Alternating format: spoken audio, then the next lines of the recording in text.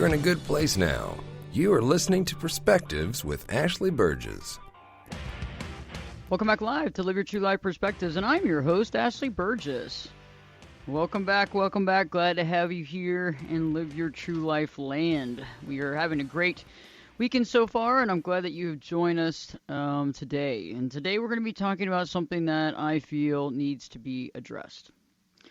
I feel that many of us have been dealing with this for a long time. I think that many of us don't even know that we're dealing with it, and that's why it's so tough to overcome. I think that a lot of times it's so easy, right? It's easy to understand what we're dealing with. When we know what we're dealing with, we're able to deal with it, we're able to combat it, we're able to come up with solution, we're able to identify, the basis and the structure of how we got there and why we're there. But if we don't really know it's there, or we take it kind of lightly, or we don't realize the impact of something, we can't change it. And so on today's show, I want to talk about perfectionism, and I want to talk about procrastination. I found that this is hand in hand. Both perfectionism and procrastination go hand in hand. They're like pals, It's like what is it? It's like frankincense and myrrh. Like they're always together, right? Always together. But why is that? Why are they together all the time? Why does it happen? And more than that, how do we begin to recognize perfectionism? How do we begin to recognize the perfectionism in our life? And I find it interesting because I ask folks sometimes, hey, how would you define yourself? And people say, oh, gosh, I'm a total perfectionist. And I get that, but have you been a perfectionist this whole time? What was the turning point? Because there was a turning point. I don't believe that we're ever born as perfectionists. I believe that over time, things happen in our life when we're young, and that becomes our basis of reality when it comes to how we perform, what we do, how we see ourselves, and how we judge ourselves, and then how we actually do things in our life. I find that we have to recognize this first, because otherwise we're beating ourselves up. We don't feel like we're doing the right things. Many of us actually feel like, well, I didn't get it done, so it must not be the right time to do it. Some of us feel like we question our ability. I don't know if I have the ability to do so. I don't know if I have the ability to get that done. Others of us question the tools that we have. Do I have the right tools to actually do this project, to create this reality? Do I have enough education? Am I in the right headspace? Oh God, am I in the emotional, right, mindful headspace? Is this right? Oh, maybe I should wait. Maybe I'm not in the perfect headspace. Maybe I'm not ready for that. Maybe I'm going to mess up or screw up. Maybe it's not the right time. Maybe I need to wait. And I find it interesting how we can create these realities that are not necessarily true in order to preserve and protect our good friend perfectionism. It's like I look back at stuff, and I can look back at projects that I worked on for a long period of time that never came to fruition, that never was finished, that never got done. And I know that you can probably, connect with one of those projects as well right now, something that never got done, something that never took place, something that you were never able to finish because it wasn't perfect, it wasn't ready yet. And so how do we begin to offset that? How do we begin to create structure around offsetting the programming of perfectionism? And it is so hot here in studio today. It is so hot. The AC was not running while we were away, and it is really, really warm. So it is probably about a good 85 degrees in here, so bear with me if I go off on some sort of tangent. Just recognize the fact that that's just a heat tangent, and we'll go through that. So, it's interesting when you think about perfectionism and you think about this concept and you think about what we're dealing with and you think about what the impact is of perfectionism. Where did it start? Where did it start? Many of you, can you actually think back to where it started? And I was watching some of the TEDx talks earlier this morning, and I was looking at how people were talking about being a perfectionist and overcoming being a perfectionist and how they realized they were a perfectionist and the things that happened in their life at an early age and the connection they had when they were a little kid. And oh my gosh, that was the awakening to realize that's what became into this whole reality of being a perfectionist. And I do feel like it connects with other things too. There's like a people pleasing concept there, wanting to be right. There's people pleasing. I think also, wanting to be correct, wanting to have the answers. And then I also think too, growing up, maybe you grew up around a parent or in a family dynamic that was, they were tough, they were challenging. There was a lot of questions into your ability, questioning your ability to do something. And so you became the perfectionist. I got to get this right. I got to get this done. I got to make sure I do every single thing right. I got to dot every I, cross every T, make sure everything is done properly. And in that process, growing up like that, you did that in school, in middle school, and in high school, and everything you did was perfect. And then there becomes another problem, right? Because then it's like you have this entire basis of life on perfection. What happens when something isn't done perfect? What happens when something isn't perfectionism? How do we deal with that? How do we offset that? It's interesting. It's like when you finally do something and it doesn't turn out right, perfect, we judge ourselves. Oh, I did the wrong thing. Then we end up standing on the sidelines because we don't really want to do anything in the moment because we're scared. What if things don't work out? What if I do another thing and it's not good? It doesn't work and I have to go back to the drawing board. All questions that we got to think about. I think that one of the biggest things that we want to do, though, in determining this entire idea of perfectionism and understanding that the process itself, it's like we become overwhelmed immediately. And I don't know about you, but I felt this before too, where you have this massive project and you're working on it and it's so massive, but then you become overwhelmed. Like there's that full overwhelm. And then that overwhelming process is like inactivity. Like it's like you're stuck. It's almost like your legs and your feet are in like, liquid concrete. And as it's hardening up, you're like, oh, I can't get anything done. I can't do this. And so there's that overwhelming feeling. That procrastination is like, I'll get it done another time. Or you know what, it's not even worth doing, or why am I even thinking about this? And then we start second guessing what we want to do. Is this what I really want to do in my life? Is this worth the time and effort? And so one of the things that I figured out is that we first off, and this goes back to a lot of stuff because, being a perfectionist goes back to your upbringing and probably some small traumas or big traumas that happened in your childhood. And also maybe some insecurities about how you feel about yourself or some comments that were made to you about how you are or your ability. And so this goes back to not only thoughts and memories that happen, but, a lot of emotion, right? So there's a lot of emotion that goes into it. To act as though it is not emotion-filled is delusional. Okay, so it goes back to emotion. And so what I've realized is that emotion, right, and action do not go hand in hand. They don't go hand in hand. Think about it. When was the last time that you were in a deep emotion or feeling and you actually got a bunch of work done? Probably not. Okay?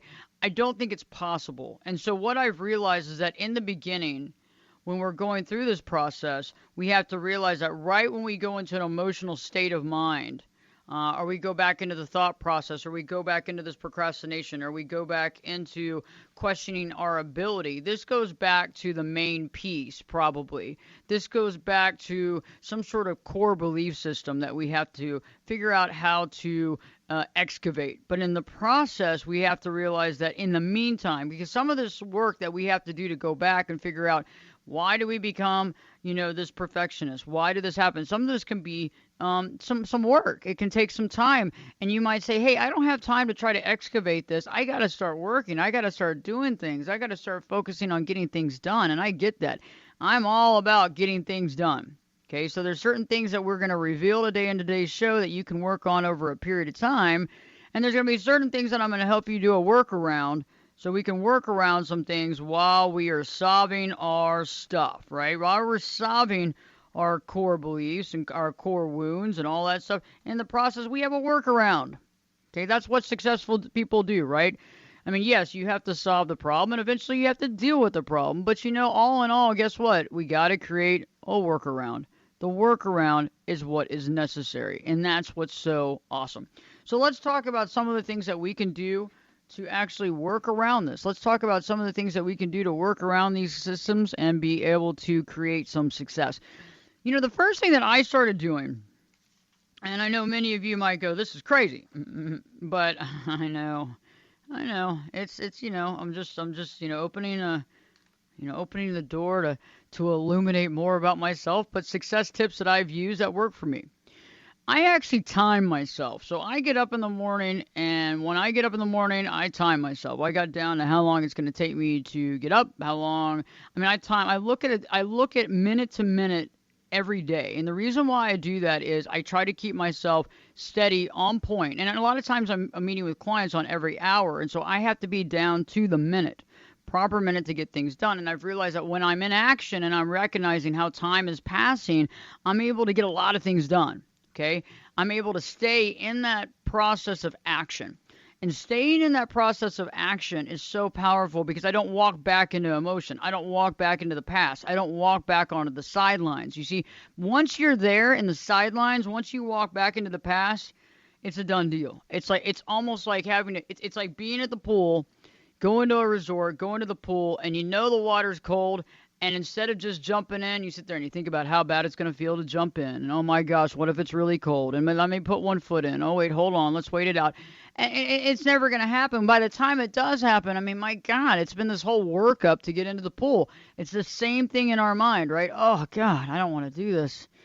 Oh man, I don't know. Am I going to be able to do this? I don't know if I have the skill set. I don't know if I have the tools. Do I have the tools? I don't know. Let me question myself. Let me go back and question everything I've done in the last 17 years, okay? That's not worth it. But it happens.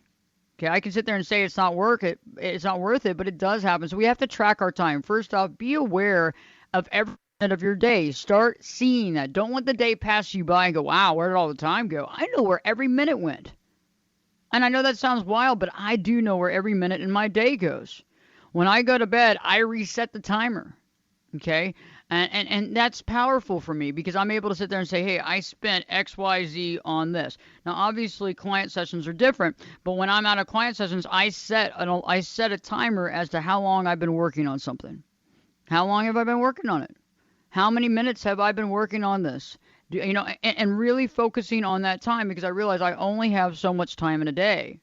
And if we can focus that way, the greatest thing about tracking your time is I don't want you like super vigilant about every minute, but I want you out of the emotion set. I want you to really be in the moment. And the way of being in the moment is to see, hey, every moment of every time, you're realizing where that time is going.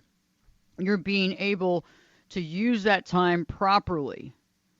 And that's what's so important. That's what we're doing here from A to B, okay? That's what we're doing from A to B, and that's what we're going to do. And I think that's a really good way of beginning to offset the emotion. We're going to be talking about a lot of other things that you can do, okay? There's a lot of other things you can do because a lot of times we self-sabotage, right? And we're going to talk about self-sabotage and how we accept doing things that we don't need to be doing, but it helps us to procrastinate on what we need to be doing. So stay tuned. I'll be giving you more tips and tricks and more workarounds and also some more understanding into why we do it later on here in the hour. Don't change the channel. Don't change it. If you're listening, wherever you're listening to around the country, don't change it. We'll be right back. Stay tuned. Live your true life perspectives with your host, me, Ashley Burgess, will be back in. I'll be back this time. 2 shakes.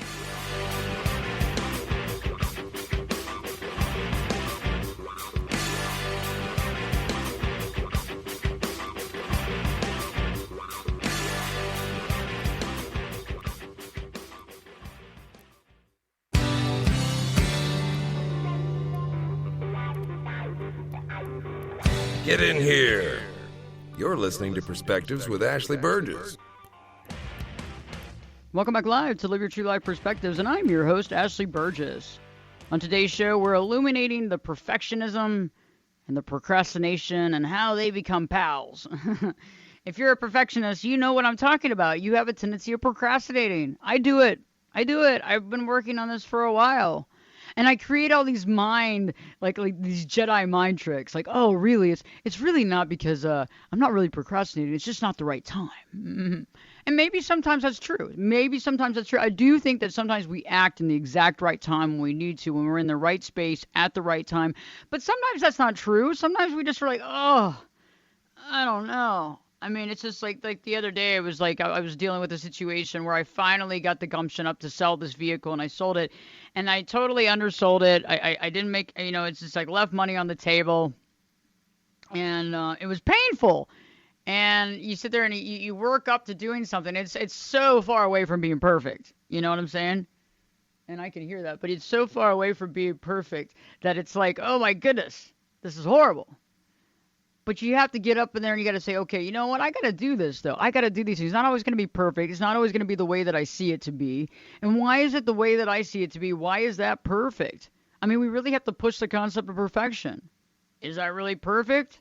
Or is it just our idea of what we want it to be? All the reality we want based on, if this happens, then it's great. If this happens, this is the best situation that could ever happen in the world. But there's a lot of times where it's not. There's a lot of times where we're not ever taking into consideration the best situation that could be happening because we're not even aware of what the best situation could happen.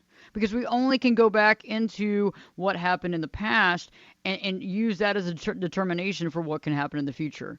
Right before the break earlier, I was talking about timing yourself. I use my little timer on my phone like crazy. I mean, I probably use it more than anybody on the planet.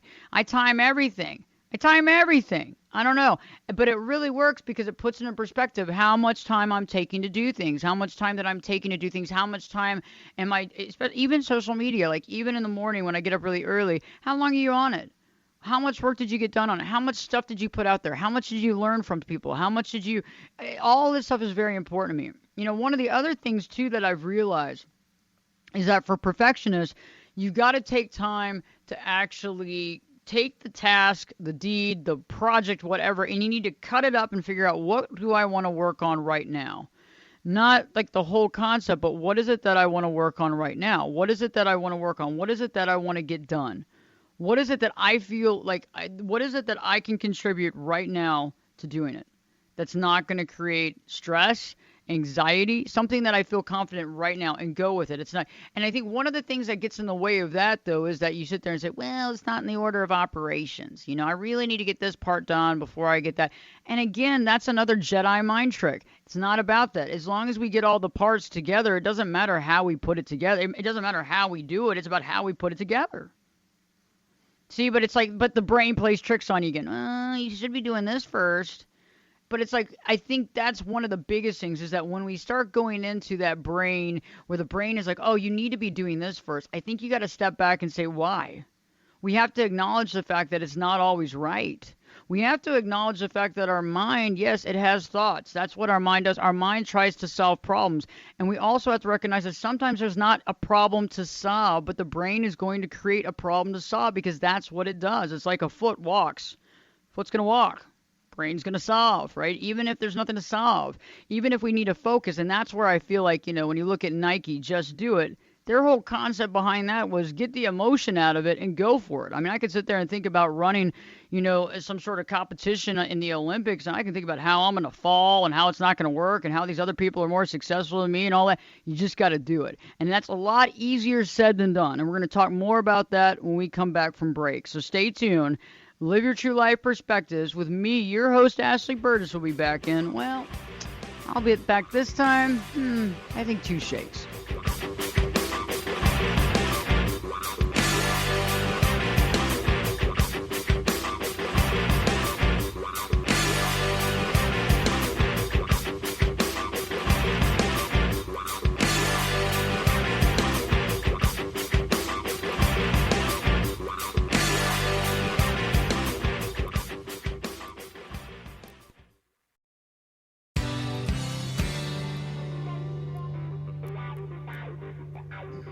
Turn it up and jump in the deep end on Perspectives.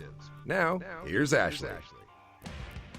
Welcome back live to Live Your True Life Perspectives, and I'm your host, Ashley Burgess. On today's show, I've been talking about procrastination and perfectionism, and how those two are together. I mean, if it was a marriage made in, I don't know, heaven or hell, right? What is it made out of? But the thing is that we have to figure out solution. We can go back into our childhood. We can excavate into where it started. Many of you, it started at a very early age.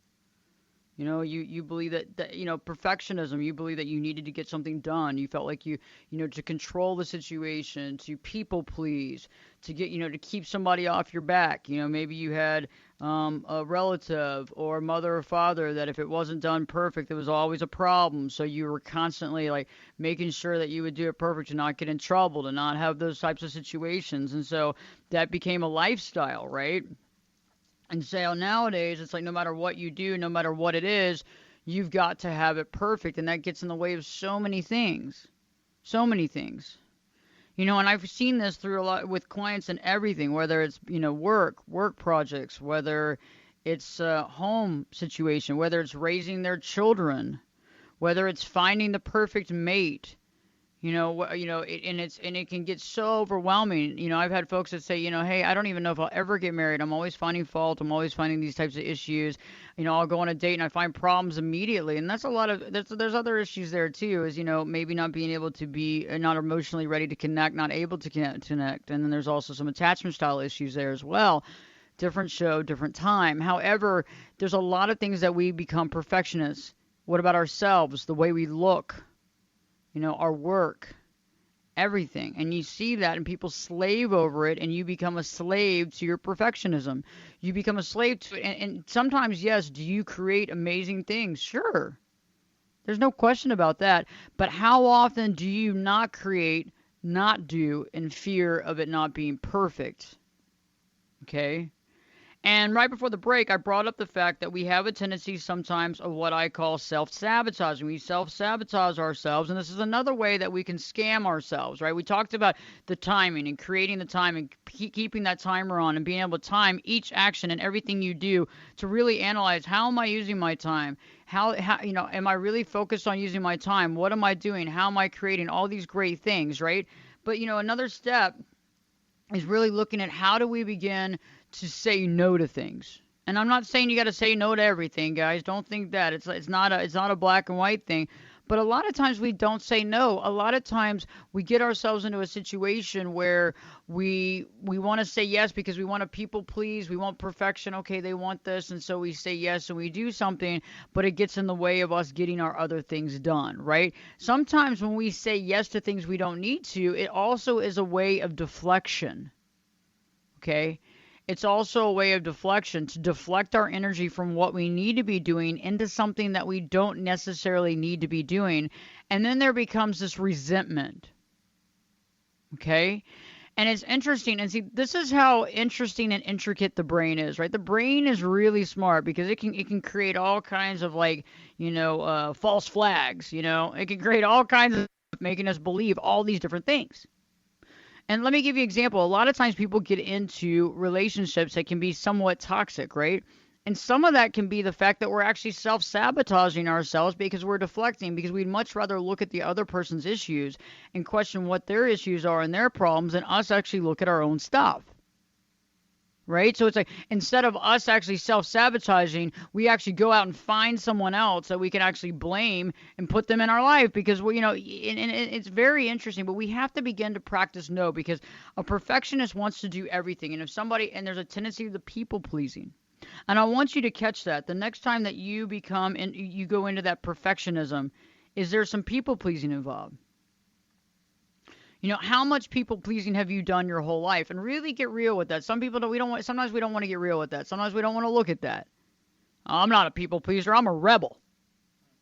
Well, okay. I mean, I get it. I mean, I want to be a rebel every time. I want to be that breaking the rules person every time. But no, I've people pleased a lot in my life.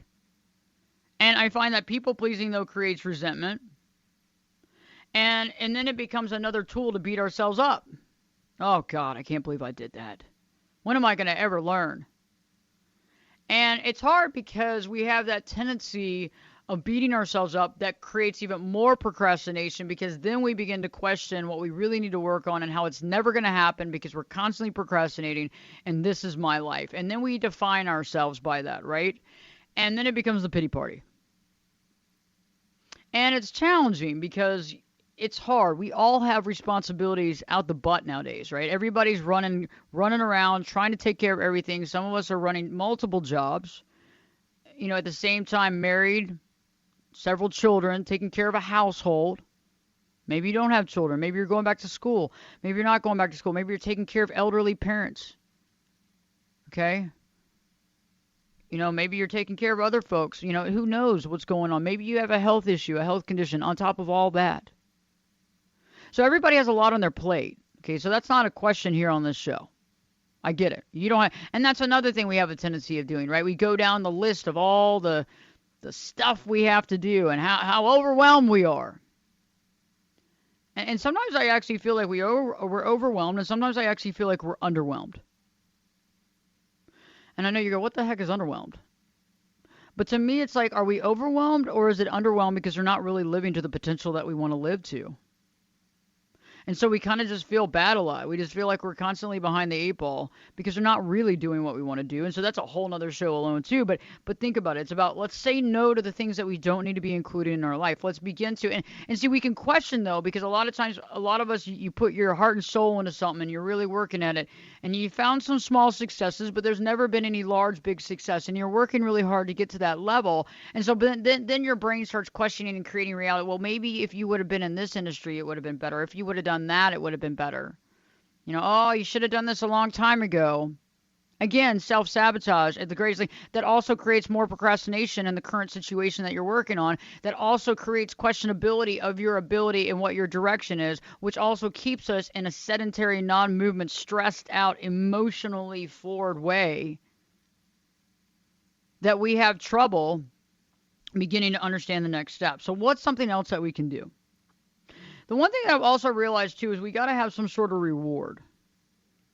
I know a lot of you go, well, what does that mean? Well, we have to reward ourselves for things that we've created. We have to reward ourselves for things that are done. We have to have a reward on the other side. I mean, think about it. How many of you have dogs and cats, and how many of you give your dogs and cats treats for doing things? Buddy gets so many treats all the time. I mean, constant. I'm constantly giving him treats, constantly praising him for things that he's done.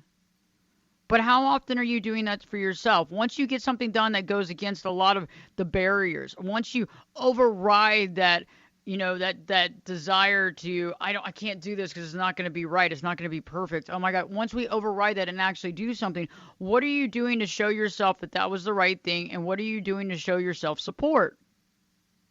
The other thing that I think that's important is you need to be around other people that get it. You need to be around other people that get it. Not people that are acting like they get it, but people that actually get it. Okay, if you're surrounded by people that don't get it, if you're surrounded by people that aren't doing the soul work, if you're surrounded by people that aren't actually doing the work to understand who they are, and they're just on autopilot all the time, it's probably not who you need to be surrounding yourself with when you're trying to make ultimate changes in your life. Okay? I mean, we got to be around people that also get it. And if we can't be, and there's people that we have to be around that don't, really limiting that amount of time that we are around them, because it's going to get to us. It's always going to get to us. Like the funny example I used to use back in the day was, like if you're wanting to be successful and you're wanting to create some sort of direction in your life and create something, no matter what, no matter how you feel about your skill set or how you feel about the direction, you don't want to be around other people that determine that they just want to start drinking at 4 o'clock every afternoon. Okay, you don't want to do that, because what happens? Even if that's not what you want to do, that's what you will become. Because they don't have a direction, they don't want to have a direction, and that's probably a lot of mental and emotional stuff on their side, because they believed a bill of goods a long time ago that they're either never going to be successful, or it's not even worth doing, or I mean, that's fine, and everybody has those core beliefs and most of those core beliefs that we got to get rid of. But do we want to take on other people's negative core beliefs too? And incorporate those into our core beliefs that we're already having issues with anyway? And I think you would probably agree that we don't want to. But it's hard, because we all want to be liked, and we all want to fit in, and we all want to have a life where we have friends and stuff like that, and that's fine. But there's certain friends that you can hang out with a lot, and certain friends you can't. And you got to be able to gauge that, because nobody's going to give you a medal of honor, after you die and go, hey, you didn't do anything you wanted to. Here's your medal. And even if they did give you a medal, do you want that medal? I don't want that. I don't want those stinking patches. Why? I don't want those stinking patches. I want to live my life. I want to be able to look back at my life and say, wow, I did it. Now, is it always going to be easy? No. Is it hard to overcome this procrastination? Yes. Is it wired into us and programmed into us? Yes. Do we have to override the program? That is the only way. But in the way of overriding the program, you have to just do it. You have to go through the process, even though it's uncomfortable. And that's the thing. I have clients say, well, how do I get to the gym? Oh, God, I got to get to the gym. I don't want to get to the gym. I hate working out. I hate sweating. Ugh. And I'm the exact opposite. I mean, sometimes I have to manage to get myself to the gym. It's 8:30 at night. I'm still at work. I got to go home and change, and I got to go work out at 9 o'clock. Come on. I still do it. Do I always want to do it? No. Does my thoughts start taking over and going, I don't want to do this? I mean, you're not going to be eating dinner till 10 o'clock at night. Have you thought about that? And feeding the dog and doing all this stuff. And I get over it and I go, I still override it. I override it. I get in the gym and I stop thinking and I move. I do. I move. I groove. I do what I have to do. We got to get in the groove.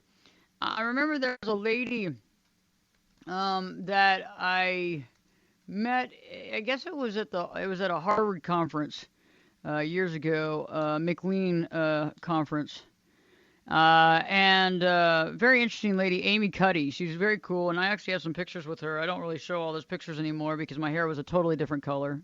Just kidding. I'm not kidding. My hair was a lot darker, but I think they're still on my Instagram at some point. Back in the day. But she came up with the concept of power posing, and I thought that was pretty cool because, our body language does shape how we are. And this doesn't work for everything. Don't say that this is a one-stop shop. I'm not telling you that this is all, oh, yeah, this is everything. This is the end-all, be-all. But, when we come into it from a powerful position, and we come into it from a powerful posing position, like, if I feel like I'm going to be able to do something and I'm going to be able to take care of something, I automatically feel better about myself. And if you stand up tall and you do kind of a power pose of something, I'm telling you, you automatically feel just a little bit better. And sometimes all we have to do is break the old psychological programming by making small little changes. So when I go into the gym at night and I've had a long day and I've been at the office since 9 o'clock or 8 o'clock in the morning and it's 9 o'clock at night, do I sit there and fool around with the little weights? No, I get on the elliptical and I start running. I got to move. Okay, I got to move to the point where I get into that groove, get into the groove, and then I want to stay in that groove. And that's what I'm asking you to do. That's what I'm asking you right now is that if you are like me and you have a tendency of procrastinating, but you have that based on the perfectionism because you've done things like this and you know what I'm talking about. It's about moving and grooving and doing. Even if it seems off, even if you go, well, God, I really need to be working on this instead, work on what comes next. Don't sit there and try to filter, well, I better be working on this because this is the order of operations. Well, no. If you need to get this other thing done and it's one of the things on your list anyway, do it. Just do it. Just go. Go do it. Do it. And, the other thing, too, is that I have a tendency I would hold off on a project and I'd work on it, make it perfect. It's like, nowadays, with YouTube, like it's funny. People ask me, hey, how many times do you record a YouTube video? I record it one time. Am I lucky? Yeah, I guess so. But you know what? I'm not going to sit there and go back over and over again. It's got to be authentic. It's got to be real. And if I'm recording it 100 times, that's not real. That's not at all authentic. And so sometimes you got to put it out there, even if it's a big project at work or something. Put it out there. Your personality will come through. Allow yourself to come through with it. Allow your personality, allow your skill set to come through without trying to throttle it. And realize, you know what? I can do this. I can do this, and I have the ability to do this. And we have to really think about mindfulness, too. It's like mindfulness, we have to override the thought with the action. Action's always got to be on top, okay? Because our thoughts can, They can derail us. They can put us off target. They can move us in the wrong direction. How many times have your thoughts gotten you in trouble? How many times have your thoughts put you on a slippery slope of some sort of negativity, and you're like, what the heck is this about? It's misleading you. It's taking you down the primrose path, okay? And sometimes our thoughts can be right on target. Sometimes our gut can be right on target, but our gut and our thoughts are really two different things. And we'll talk about that a little bit more. So stay tuned. We got still a little bit more of a show for you here, guys. So stay tuned. Keep it on the dial. Live your true life perspectives with your host, me, Ashley Burgess, will be back in. I'll be back this time 2 shakes.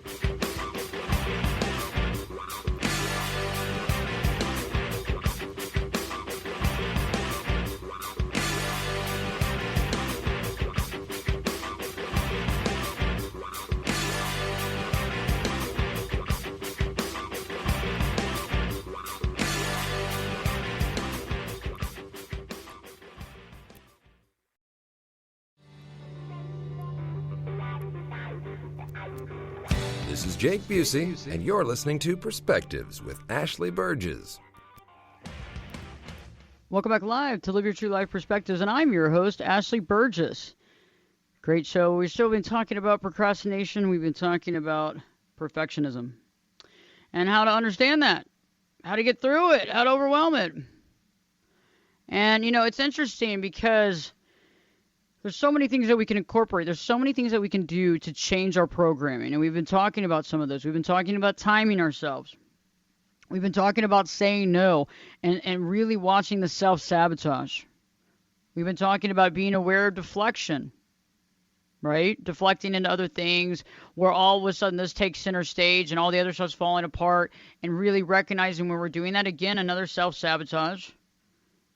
We've discussed the concept of how I believe that we have to be in action in these senses. We have to overcome the emotion, and action has to take top rung.